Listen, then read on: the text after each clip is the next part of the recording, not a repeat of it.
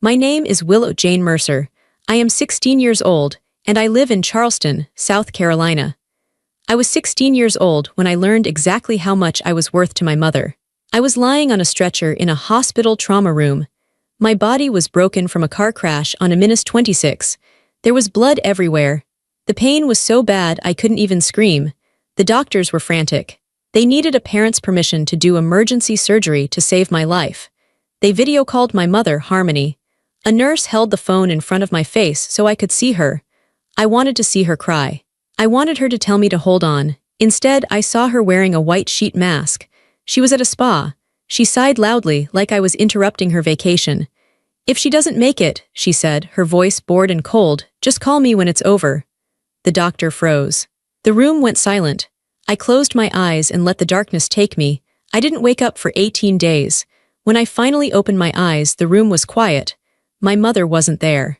I looked at the dry erase board on the wall where they write the patient's details. Under legal guardian, my mother's name was gone. In neat block letters it said, Clarence Brooks, my grandfather. That was the moment my old life ended. But before I tell you how everything flipped, like and subscribe, drop a comment. Where are you watching from?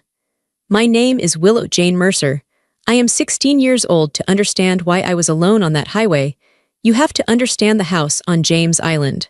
It was a beautiful house. It was white with black shutters and a big porch that wrapped all the way around. We had azalea bushes that exploded with pink flowers every spring.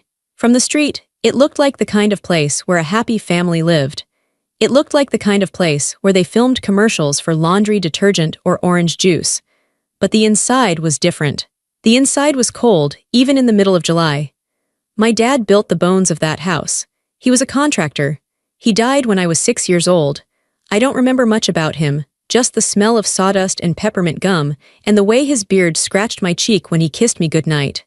After he died, the house felt empty. My mother, Harmony, spent a year crying in her bedroom. I used to sit outside her door, just waiting for her to come out. I was 6, then 7. I learned how to make my own peanut butter sandwiches. I learned how to get myself to the school bus. I learned that if I was quiet, I wouldn't make Mom sadder. Then, when I was 8, everything changed. Harmony met Robert. Robert was a developer. He was loud, he was rich, and he liked things to be new. He didn't like old things.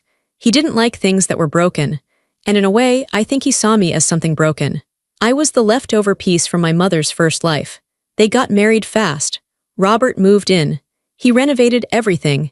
He painted over the colors my dad had chosen. He tore out the kitchen cabinets my dad had installed with his own hands. He bought sleek, modern furniture that I wasn't allowed to sit on unless I had showered. Then, my sister Haven was born. That was the real end of my childhood. When they brought Haven home from the hospital, it was like the sun had finally come out for my mother. She smiled, she laughed, she held the baby constantly. I remember standing by the crib looking at this tiny, pink thing. I wanted to hold her too. "Careful, Willow," my mother snapped, pulling the baby away. "Your hands are dirty." I looked at my hands. They were clean, I had just washed them, but that didn't matter. I was the dirty one. I was the clumsy one. I was the one who didn't fit. As Haven grew up, the difference between us became a canyon. Haven was blonde like our mother. She was petite and bubbly. I had my dad's dark hair and his quiet eyes. I was tall and a little awkward. When I was 12, Robert decided he needed a home office. My bedroom, the one I had slept in since I was a baby, the one next to Mom's room, was the perfect spot. "We're moving you," Mom told me over dinner one night. She didn't ask. She just announced it while she cut Haven's steak for her. "Where?" I asked. "The room over the garage," Robert said. "It's private, you'll like it. Teenagers like privacy." "But it's freezing in the winter," I said. "And the Wi-Fi doesn't reach out there." "Don't be ungrateful, Willow," Mom said, not looking up. "Robert is spending a lot of money to fix up this office. We need the space." So I was moved. The room over the garage wasn't insulated well. In the summer, it was an oven. In the winter, I could see my breath. It was detached from the main house, connected only by a breezeway. It felt symbolic. I was physically pushed out of the family. They boxed up my things. My soccer trophies, my spelling bee ribbons, the few pictures I had of my dad, Robert, put them in plastic bins. "We're going for a minimalist look in the main house," Mom explained. "We don't want clutter." My life was clutter. Over the next 4 years, I became a ghost.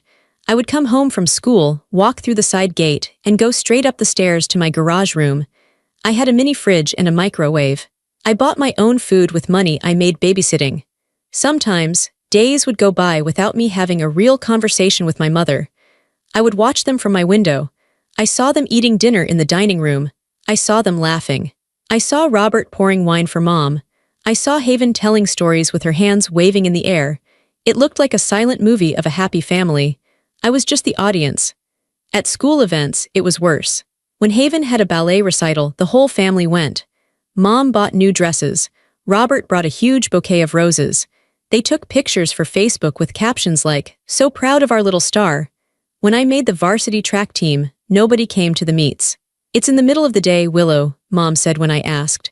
"Robert has work, I have Pilates. We can't just drop everything for a track meet." One time, I won the 400-meter dash.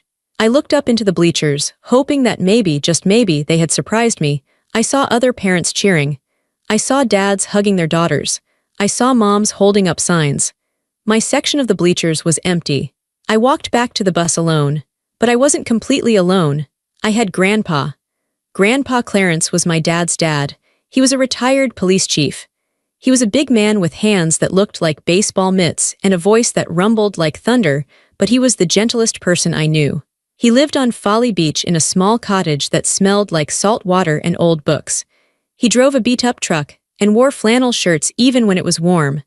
Grandpa Clarence was the only person who looked me in the eye. He came over every Sunday, no matter what. Harmony didn't like him coming. She thought he was uncouth. She didn't like his truck parked in her driveway next to Robert's Mercedes, but she couldn't ban him completely. He was her first husband's father, and he had rights. Those Sundays were my lifeline. Grandpa would pull into the driveway, and I would run down the stairs from the garage before he even turned off the engine. "There she is," he would shout, stepping out of the truck. "There's my girl." He would hug me so hard my ribs cracked. It was the only hug I got all week. He noticed things. He noticed when I lost weight. He noticed when I had been crying. He noticed that my winter coat was getting too small. "Here," he'd say, slipping me $100 bill. "Go buy yourself a coat, a warm one, don't tell your mother." He knew. He never said it out loud, because he didn't want to cause a fight that would get him banned from the house, but he knew.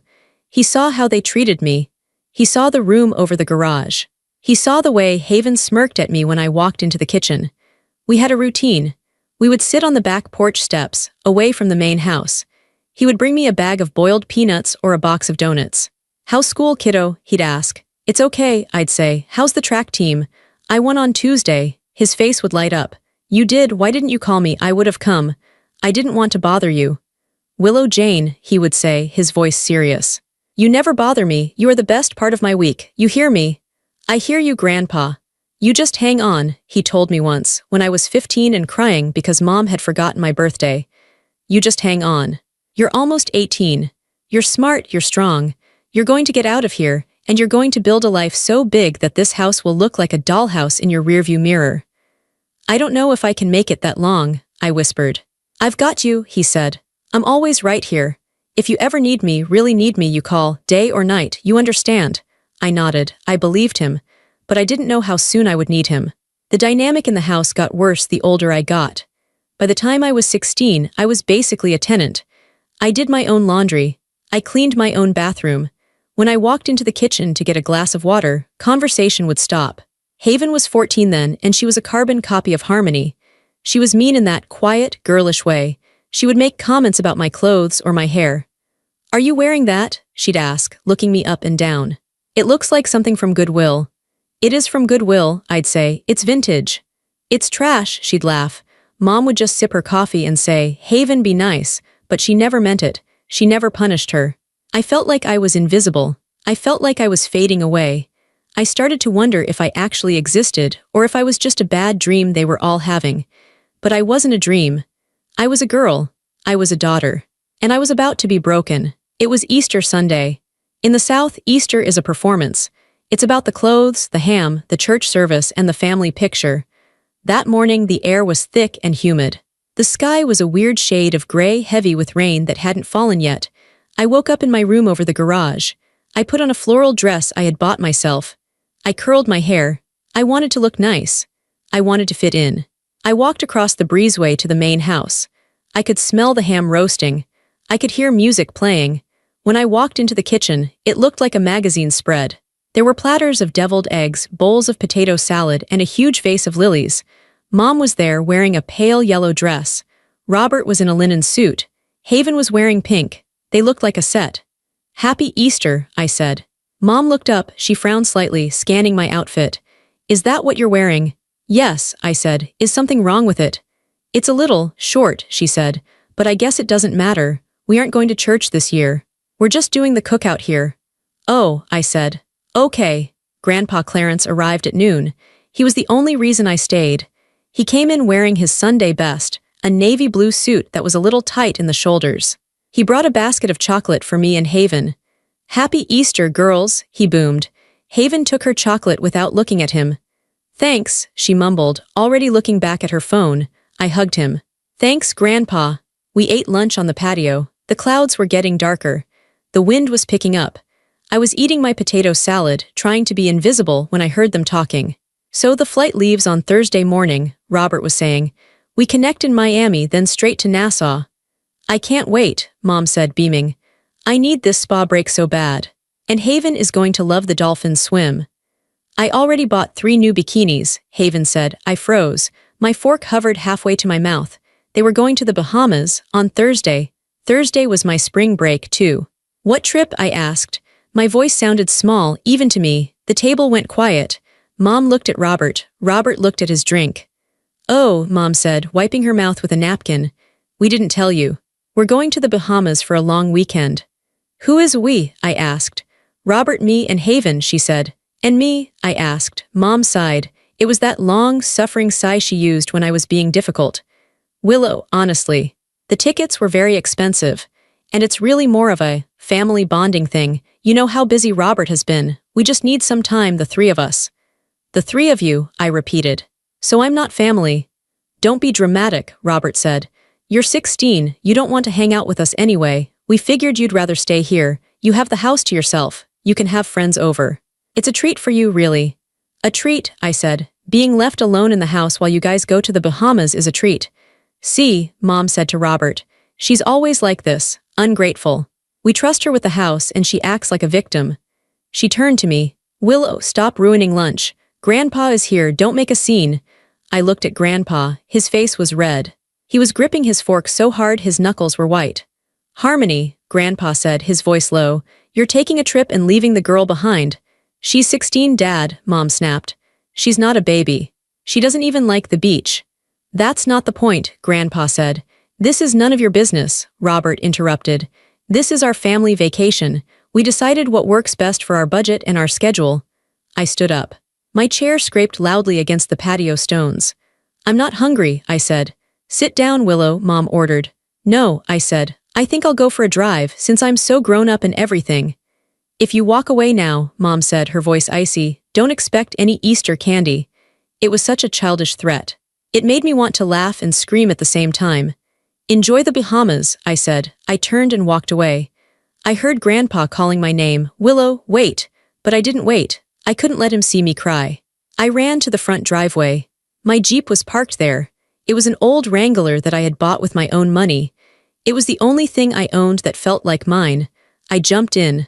I didn't have a plan. I just wanted to get away. I wanted to drive until I couldn't feel the hole in my chest where my family was supposed to be. I turned the key. The engine roared to life. I peeled out of the driveway, tires screeching. As I hit the main road, the sky opened up. The rain didn't start as a drizzle, it started as a wall of water. It pounded against the windshield. I should have turned back, I should have pulled over. But I was angry. I was blinded by tears and rain. I merged onto a -26. The traffic was heavy. People were rushing home from Easter dinners. I was driving in the middle lane. My hands were shaking on the steering wheel. All I could hear was Mom's voice. "We just need some time, the 3 of us." The 3 of them. Always the 3 of them. The rain was so heavy I could barely see the taillights in front of me. The road was slick with oil and water. Then, it happened. To my left, a massive 18-wheeler hit a patch of standing water. I saw it in slow motion. The truck didn't just skid, it jackknifed. The trailer swung out like a giant metal arm. It was coming right for me. I tried to swerve, I slammed on the brakes. But the Jeep didn't stop. It hydroplaned. I lost all control. The world started spinning. Impact. The sound was the loudest thing I had ever heard. Crunching metal, breaking glass. A scream that I didn't realize was coming from my own throat. My Jeep was slammed sideways. We spun across 3 lanes of traffic. Then, another impact. Another car hit me from behind. The Jeep flipped. I remember the feeling of being upside down. I remember the seatbelt cutting into my chest. I remember the roof crunching in. Then everything stopped moving. I was hanging upside down. The rain was coming in through the broken window. I tasted copper in my mouth. Blood. I tried to move my legs, but I couldn't feel them. I tried to take a breath, but my chest felt like it was full of broken glass. I looked out the shattered windshield. The world was sideways. There were sirens in the distance. Blue and red lights flashing against the gray rain. I thought about the Bahamas.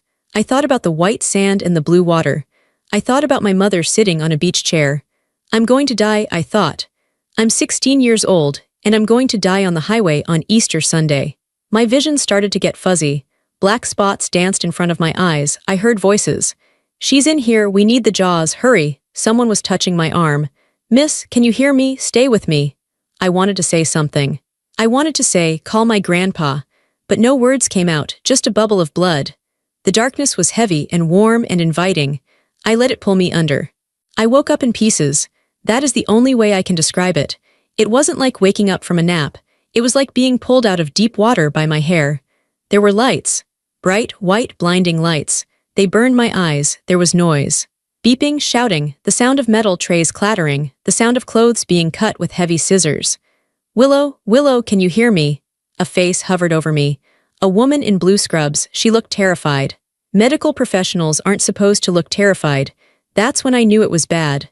My chest, I wheezed. It felt like an elephant was sitting on my lungs. I know, honey, I know, you have a collapsed lung. We're taking care of it.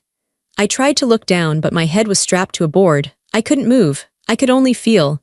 I felt cold air on my skin. My Easter dress, the one Mom hated, was gone. They had cut it off me. BP is dropping, 80/50, we're losing volume. She needs the OR, now, her spleen is ruptured, we have internal bleeding. We can't take her up yet, we don't have consent, she's a minor, she's 16. Call the parents. Do it now. The room was a blur of motion. I was the calm center of the storm, but only because I couldn't move. I felt sleepy, very, very sleepy. I have the mother on FaceTime, a nurse shouted. She's not answering the voice call, but she picked up the video. Put her in front of the patient. We need verbal consent on the record. The nurse held a phone in front of my face. My vision was blurry, but the screen was sharp. I saw my mother. She wasn't in a car. She wasn't running toward a hospital entrance. She was lying on a white table. There was soft flute music playing in the background. Her hair was wrapped in a white towel. Her face was covered in a thick green paste, a facial mask. There were cucumber slices sitting on the table next to her head. She was at the spa. What is it? Mom asked. Her voice was muffled because she was trying not to crack the face mask. I told you, I am in the middle of a platinum hydration treatment. I cannot be disturbed. Mrs. Mercer, the doctor said, his voice hard and loud. This is Dr. Evans at MUSC Trauma. Your daughter Willow has been in a severe car accident. She is critical. She has a ruptured spleen, a collapsed lung, and multiple fractures. We need to take her to surgery immediately to stop the bleeding. Do we have your consent? I watched my mother's eyes on the screen. I looked for fear. I looked for panic. I looked for love. She sighed. She actually sighed. Is she conscious? Mom asked. Barely, the doctor said. She is in shock. Let me see her. The nurse tilted the phone. I looked right at the camera. I knew what I looked like. My face was swollen. There was blood in my hair. I had a tube in my nose. Mom, I whispered. It came out as a bubble of blood. Mom didn't cry. She didn't gasp. God, Willow, she said, sounding annoyed. You always have to be so dramatic. Look at you. Then the camera moved. Mom wasn't holding the phone. Someone else was. Haven. My sister's face appeared in the corner of the screen. She was in a fluffy white robe, holding a smoothie. She looked at me broken and bleeding on a stretcher, and she didn't look sad. She looked excited. I saw her thumb move. Click. She took a screenshot. Haven, stop it, Mom said, but she didn't mean it. Dr. Evans, listen. We fly out to the Bahamas tomorrow morning. If I come down there now, I'll miss my packing window, and this facial cost $300. The room went deadly silent. The nurses stopped moving. The doctor stared at the phone. Mrs. Mercer, the doctor said, his voice shaking with rage. Your daughter is dying. If we do not operate in the next 20 minutes, she will bleed out. I need you to say yes so I can save her life. I don't care about your facial. Don't speak to me like that, Mom snapped. She's probably fine. She's tough. She's just looking for attention because we're going on a trip without her. She is bleeding internally, the doctor shouted. Fine, Mom yelled back. But I am not coming down there to sit in a waiting room for 10 hours. I have things to do. If she doesn't make it, well, just call me when it's over. I can't deal with the stress right now. My blood pressure is already too high. You are refusing to come, the nurse asked, her voice trembling. I am declining to participate in this drama, Mom said. Call my father if you need someone to hold her hand. He likes that emotional stuff, he'll deal with it. Mom, I tried again. Goodbye, Willow, she said. Try to rest. The screen went black. The silence in the trauma room was heavier than the car that had crushed me. I looked at the nurse holding the phone. She was crying. She lowered the phone and looked at me with such pity that it hurt more than my broken ribs. Did you get the consent? The surgeon asked. She said, call her father, the nurse whispered. She refused to come. My phone buzzed on the side table where they had dumped my personal effects. It lit up. The nurse glanced at it. Her eyes went wide. She turned the screen so I could see it. It was a notification from Instagram. Haven had posted the screenshot. The picture of me bleeding and dying. The caption read, finally some peace. Maybe we can actually enjoy our vacation now. Number drama queen, number karma. My heart broke. I don't mean that poetically. I felt something inside me snap. It wasn't a bone. It was the last thread connecting me to the people who were supposed to love me. They didn't just not love me. They wanted me gone. They wanted me dead so they could go to the Bahamas without guilt. The machine monitoring my heart started to scream. Beep, beep, beep. She's crashing, the doctor yelled. We're losing her pressure. Forget the consent forms. 2 physicians sign off. Emergency protocol. Get her to the OR now. The bed started moving. The lights blurred into streaks. I closed my eyes. I didn't want to fight anymore. Why should I fight to stay in a world where my mother looked at my broken body and worried about her facial? Just let go, a voice inside me whispered. It's easier, it's quiet in the dark. I felt myself drifting away. The pain started to fade. The noise became distant. I was ready to go. I don't remember this part. I was under anesthesia, my chest cut open, my life hanging by a thread.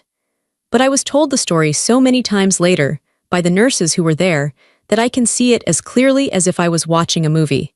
While my mother was rinsing the green paste off her face, a phone rang in a small cottage on Folly Beach. Grandpa Clarence was at his kitchen sink. He was peeling shrimp for his dinner. He had an old, stained apron on over his church clothes. When the phone rang, he wiped his hands on the apron and picked it up. Brooks speaking. Chief Brooks, it was Dr. Evans. He knew my grandfather. Everyone in Charleston law enforcement knew my grandfather. This is urgent, it's Willow. They say he didn't even hang up the phone. He dropped it. He didn't take off his apron. He didn't turn off the kitchen light. He grabbed his keys and ran.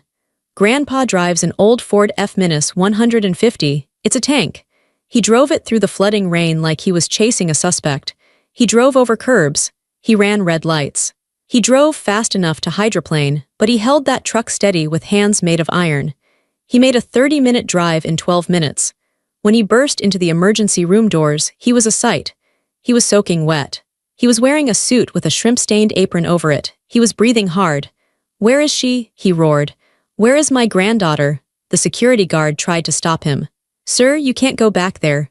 I am Chief Clarence Brooks, Grandpa shouted, his voice echoing off the walls. And if you don't get out of my way, I will move you myself. The nurse, the one who had held the phone for me, ran out. Chief, she's in surgery. We took her up 10 minutes ago. Grandpa grabbed the counter to steady himself. His big shoulders were shaking. Is she alive? She is fighting, the nurse said. But we need a guardian, her mother.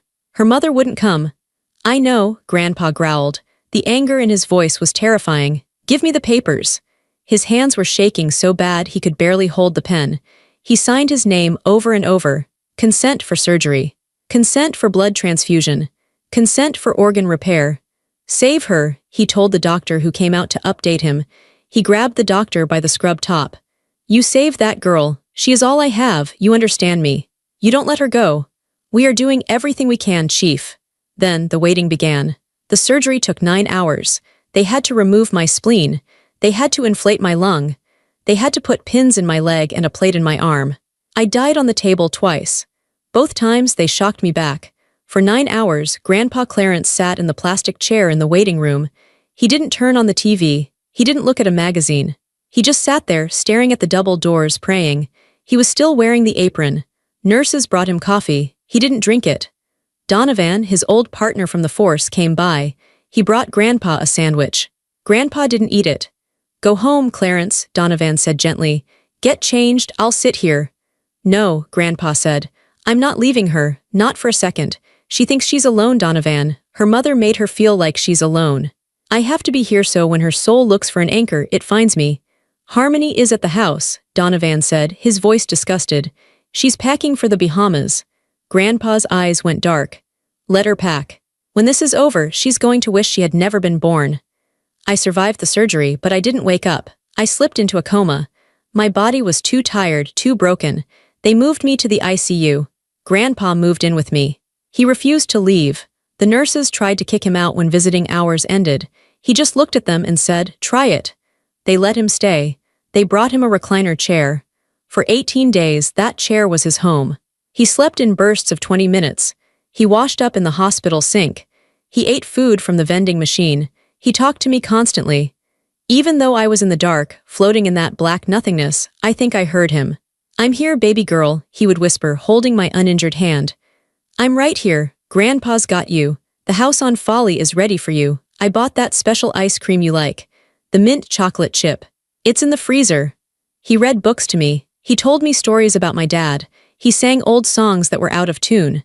"You fight, Willow," he said on the 10th day when my fever spiked and the doctors were worried.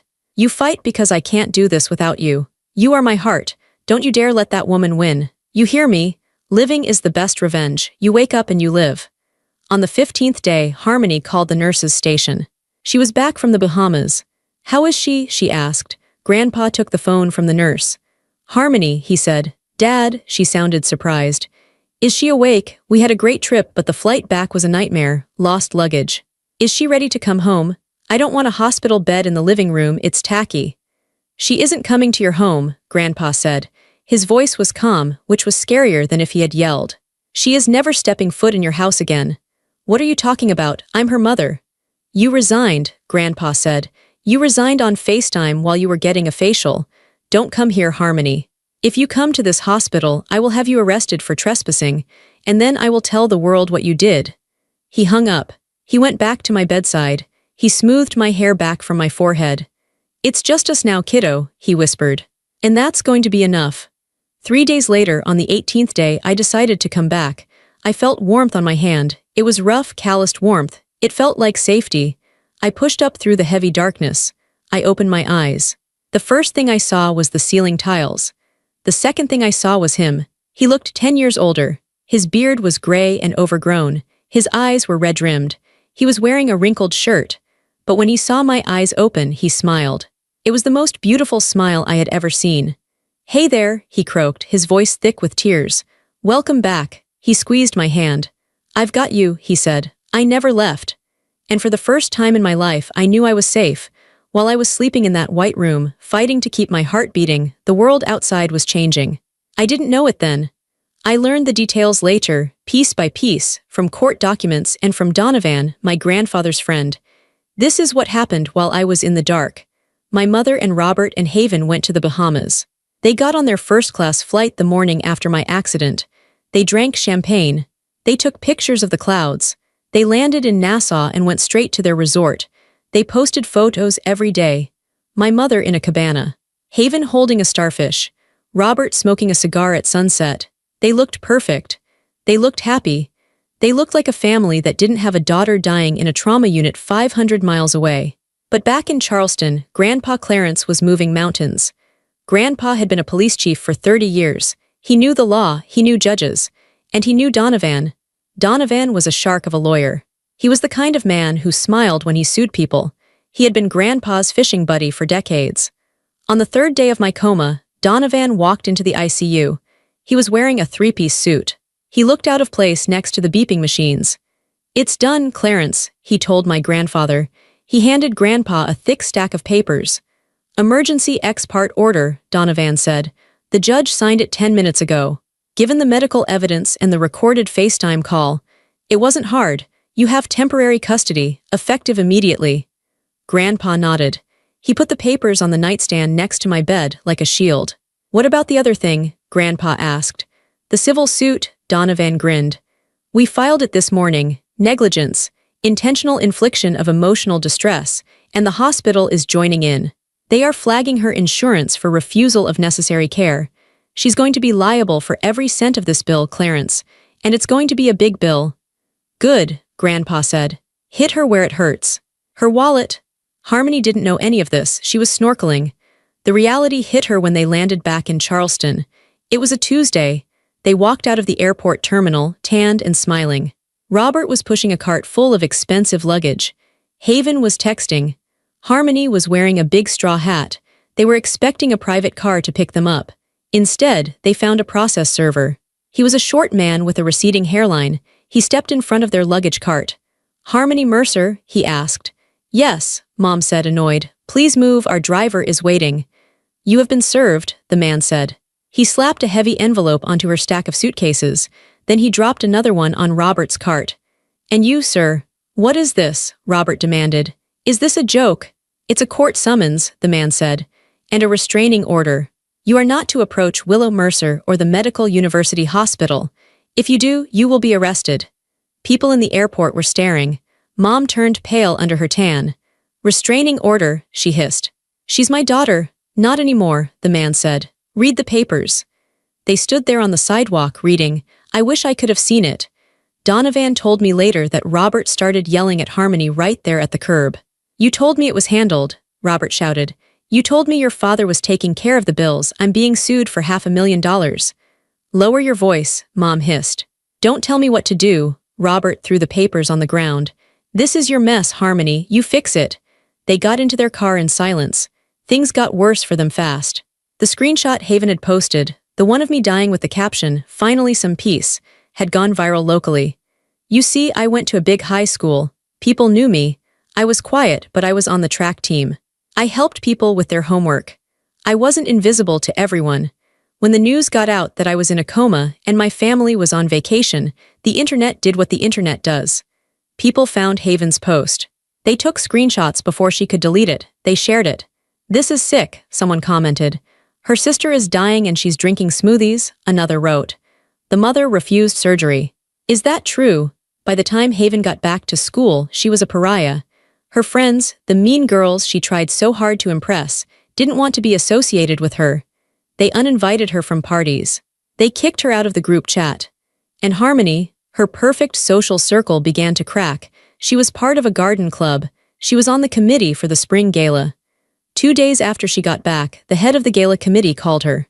Harmony, the woman said, we think it's best if you step down this year. Excuse me, Mom asked. I raised the most money last year. Yes, but the rumors, Harmony, about the accident. About you leaving your daughter in the trauma unit. It's unseemly. We can't have that kind of energy at the gala. It's a misunderstanding, Mom pleaded. My father is dramatic. He's twisting things. We've seen the court filing, Harmony. It's public record. Goodbye. Her world was shrinking. The walls of her perfect white house were closing in. Robert was furious. He cared about his reputation more than anything. Developers need good PR. Having a wife who was being sued for child neglect was bad for business. He started sleeping in the guest room. And me, I was still in the bed. I was still fighting. On the 16th day, I got an infection. My fever spiked to 104. My body started to shake. Grandpa held my hand. He put cool cloths on my forehead. Not now, he whispered to me. You don't quit now, Willow. Their house of cards is falling down. You have to wake up to see it. The doctors gave me strong antibiotics. It was touch and go for 24 hours. Grandpa aged 5 years in that one night. He paced the small room. He prayed. He bargained with God. Take me, he whispered. Take me, Lord, I've lived a full life. She's just a baby. Give her my breath.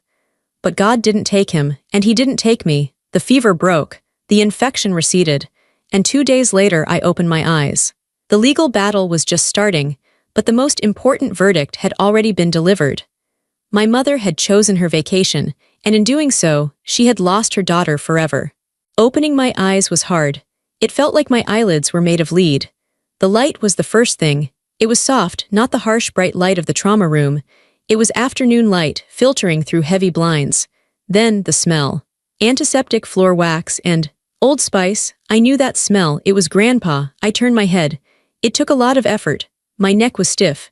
My throat felt like I had swallowed a handful of sand. Grandpa was sitting in a recliner chair next to my bed. He was asleep. His head was tipped back and his mouth was slightly open. He was snoring softly. He looked terrible. His shirt was wrinkled. He had a beard which I had never seen on him before. He looked smaller somehow, deflated. "Grandpa," I tried to say. No sound came out, just a raspy breath. I tried again. I licked my dry lips. "Grandpa," it was barely a whisper, but he heard it. He woke up instantly. His eyes snapped open.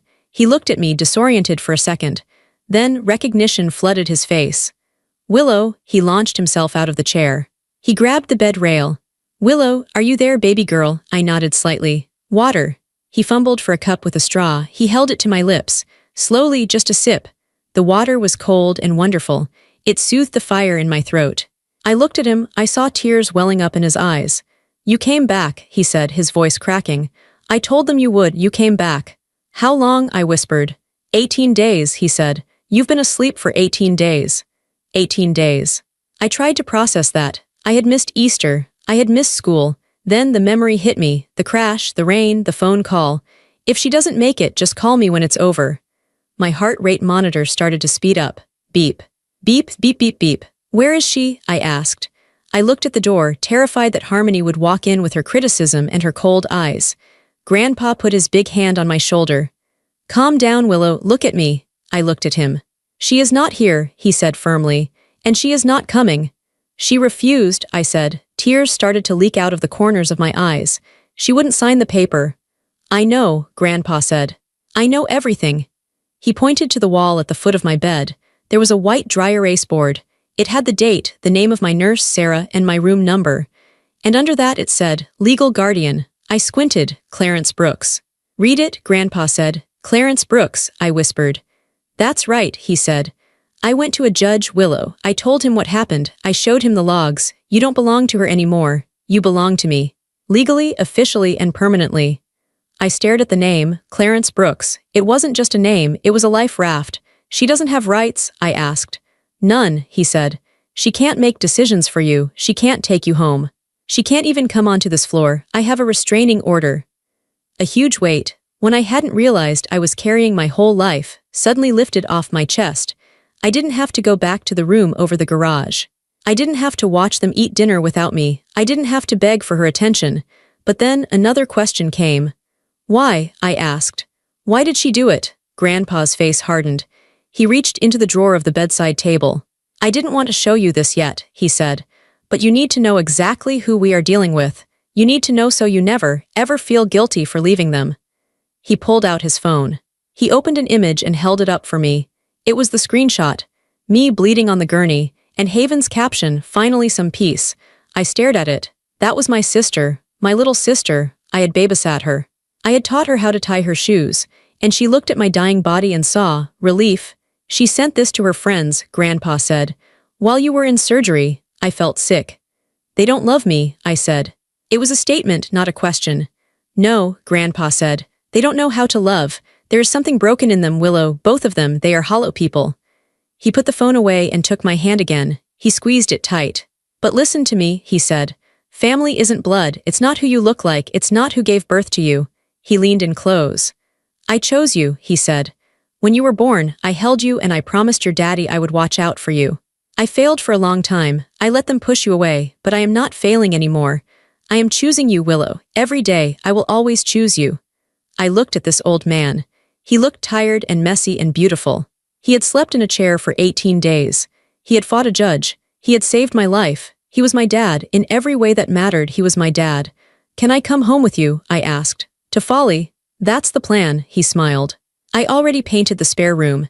It's sea salt blue, and I bought a new bed, a comfortable one, no garage, you're right down the hall from me." "And the shrimp?" I asked. He laughed, a deep, rumbling sound that filled the room.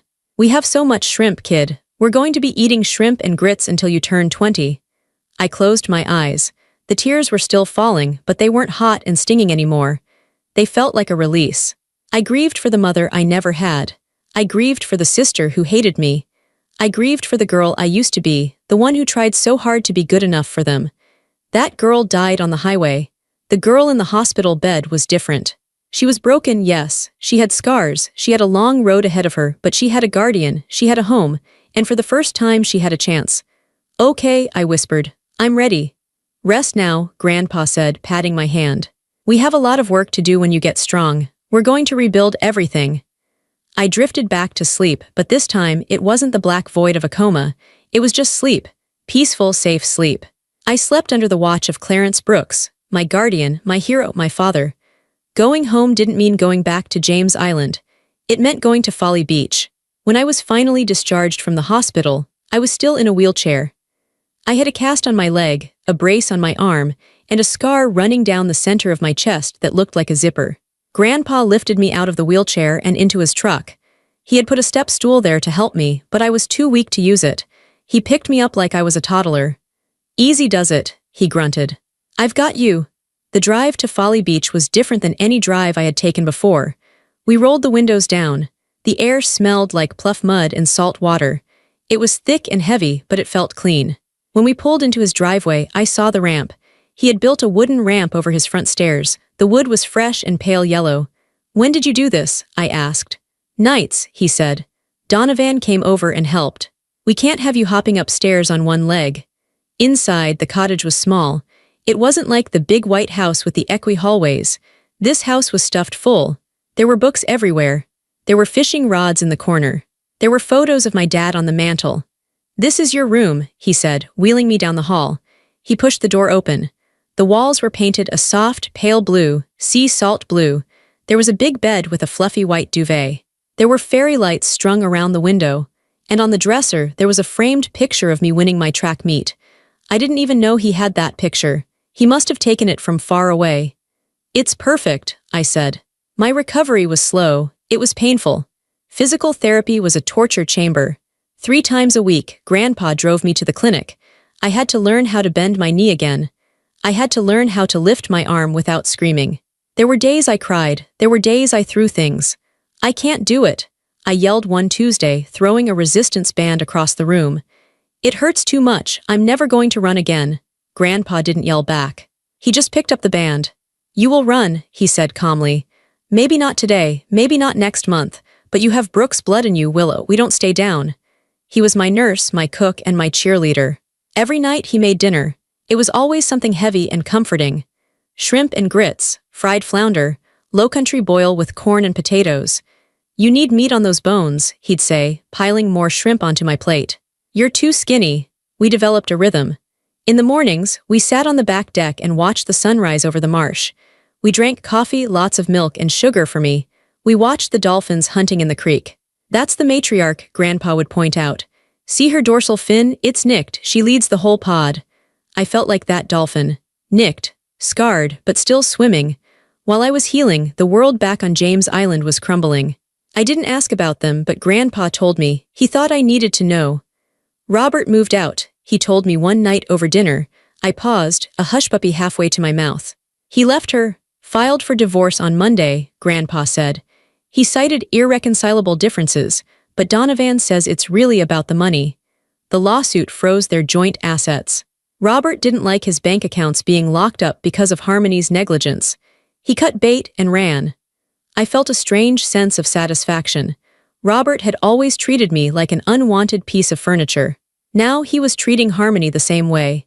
And Haven? I asked. Grandpa sighed. Haven is having a hard time. The school administration got involved after the cyberbullying reports. She was suspended for 2 weeks. When she went back, nobody would sit with her at lunch. She lost her spot on the cheer squad. She loved cheer, I said quietly. She should have loved her sister more, Grandpa said. 6 weeks after I got home, my phone rang. I looked at the screen. Unknown number. I usually didn't answer unknown numbers, but I was expecting a call from the insurance company. Hello, Willow. The voice was thin and shaky. It sounded like my mother, but it also sounded like a stranger. My stomach dropped. What do you want? "Willow, please don't hang up," she said. She was crying. I had never heard my mother cry like this.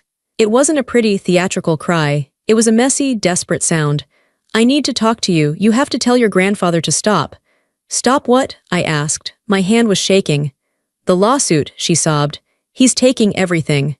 Robert left me, Willow. He took the car. He took the investments. All I have is the house, and now the lawyers are saying I might have to sell it to pay the judgment. You can't let them take my house." "You didn't care about my house," I said. "You moved me to a garage." "I was stressed," she wailed. "I made a mistake. I'm your mother. Doesn't that mean anything to you? I carried you for 9 months." "You left me for 18 days, I said. My voice was surprisingly steady. "You went to a spa while I was bleeding out." "I didn't think it was that serious," she screamed. "The doctors were exaggerating, and now I've lost my husband, my friends won't talk to me, and I'm going to be bankrupt. Isn't that enough punishment? Please, Willow, tell him to drop the case. Come home, we can fix this, I'll give you your old room back." I closed my eyes. I imagined my old room. I imagined the cold hallway. I imagined the silence at the dinner table. "I am home," I said. "What? I am home," I repeated. "I'm at Folly Beach. I'm with my dad." "He is not your father," she shrieked. "He is a senile old man." "He showed up," I said. "You didn't." I hung up the phone, then I blocked the number. I sat there for a long time, staring at the marsh. I waited to feel guilty. I waited for that old feeling, the feeling that I was a bad daughter, that I owed her something. But it didn't come. Instead, I felt lighter. Grandpa walked out onto the deck. He had 2 mugs of hot chocolate. He saw my face. "She called?" he asked. "Yeah, you okay?" "Yeah," I said, and I meant it. "I'm okay." He sat down next to me. We watched the sun go down. The sky turned purple and orange. "I can walk to the pier today," I said suddenly. "It's a long walk, Willow," Grandpa said. "I can do it," I said. "I'm ready." I grabbed my cane. I stood up. It hurt. My hip always ached when it rained or when I sat too long, but I pushed through it. We walked slow. Grandpa stayed right beside me, ready to catch me if I stumbled. We made it to the end of the pier. The ocean was crashing below us. The wind whipped my hair across my face. I took a deep breath. I filled my healed lung with salt air. I was broken, stitched back together, and limping. But I was standing on my own 2 feet. The day of the hearing was hot. It was July in Charleston. The air was so thick you could chew it. I wore a navy blue dress that Grandpa bought me. It had long sleeves to cover the scars on my arms. I wore flats because I still couldn't wear heels. Grandpa wore his best suit. He had trimmed his beard.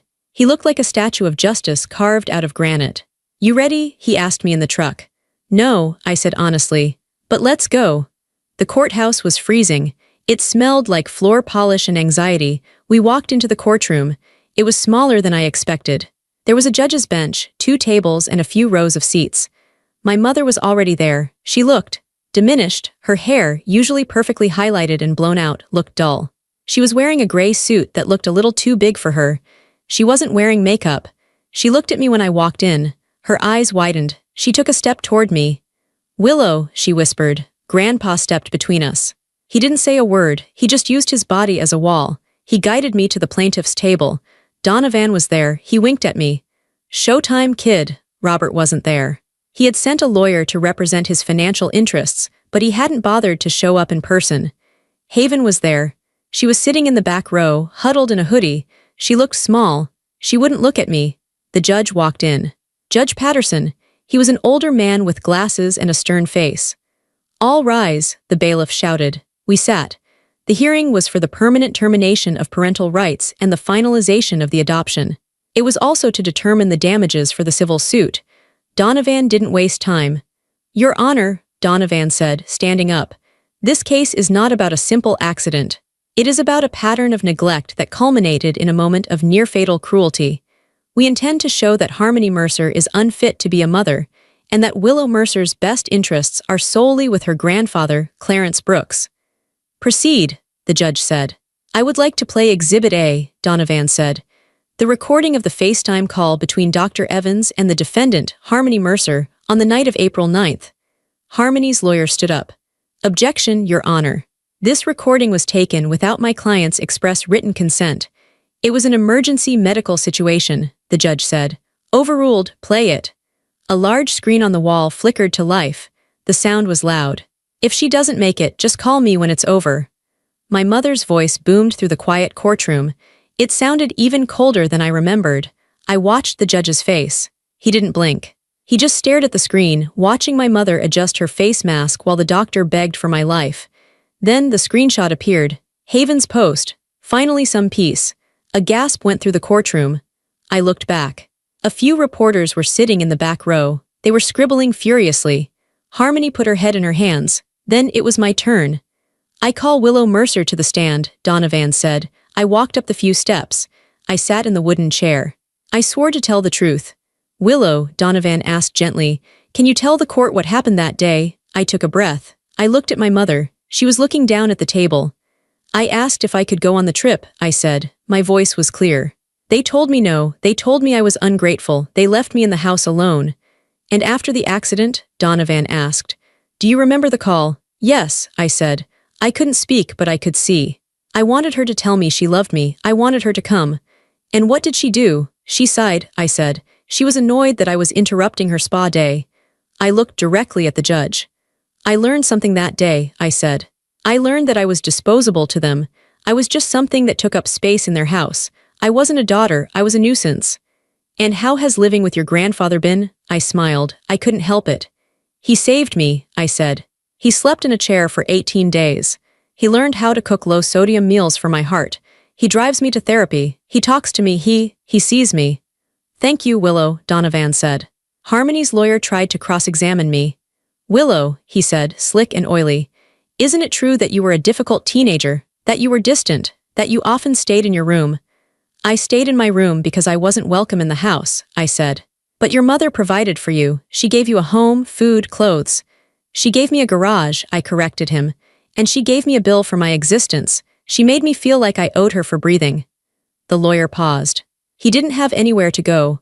"No further questions," he muttered. Then Harmony took the stand. "It was a disaster for her."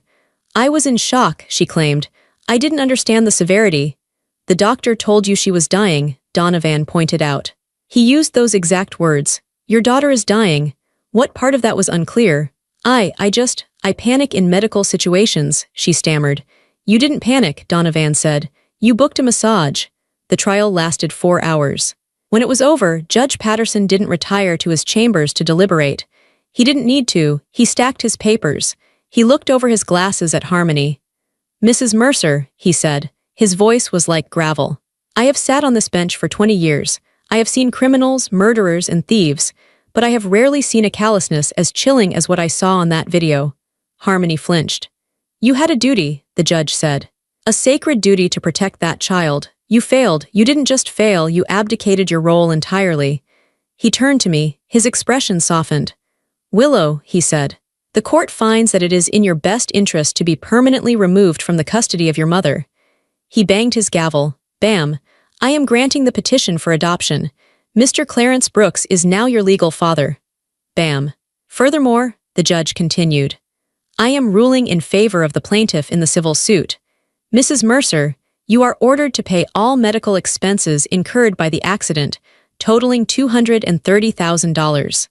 Additionally, for pain and suffering and emotional distress, I am awarding the plaintiff $250,000. Bam. Court is adjourned. The room erupted in noise.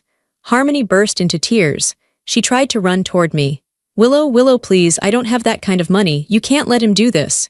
The bailiff stepped in front of her. "Step back, ma'am." I stood up. Grandpa was there. He wrapped his arm around me. "It's over," he whispered.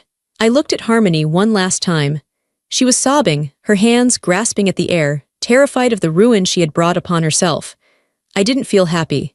Didn't feel sad, I felt done. "Let's go, Grandpa," I said. "I want to go home." We walked out of the courtroom together. We walked past the reporters. We walked past Haven, who was crying silently in the back row. We walked out into the bright, hot Charleston sun. I was free. The day the adoption papers arrived, I officially became Willow Brooks. Grandpa and I celebrated with coffee in our kitchen on Folly Beach. My mother's life, meanwhile, had collapsed. To pay the court judgment, she sold the big white house and moved into a small apartment. I heard she was working as a receptionist, but honestly, I didn't care. I felt nothing for her anymore, just a quiet distance. I rebuilt my life. I graduated valedictorian, with Grandpa blowing an air horn in the front row. I went to college, became a trauma counselor, and married a kind man who knew that breaking my heart meant answering to Grandpa. When I walked down the aisle, Grandpa gave me away, but we both knew he was keeping me too. Now, at 26, I help teenagers who feel invisible, just like I did. I tell them the truth I learned that Easter Sunday. Family isn't blood. One evening, sitting on the deck watching dolphins with Grandpa, I looked at his worn hands and realized the accident didn't take my life. It saved it. It stripped away the fake family and gave me the real one. My mother refused to pause her spa day to save me, but this man slept in a chair for 18 days to keep me alive. Family isn't a birth certificate. Family is who answers the phone. Family is who stays. And we stayed.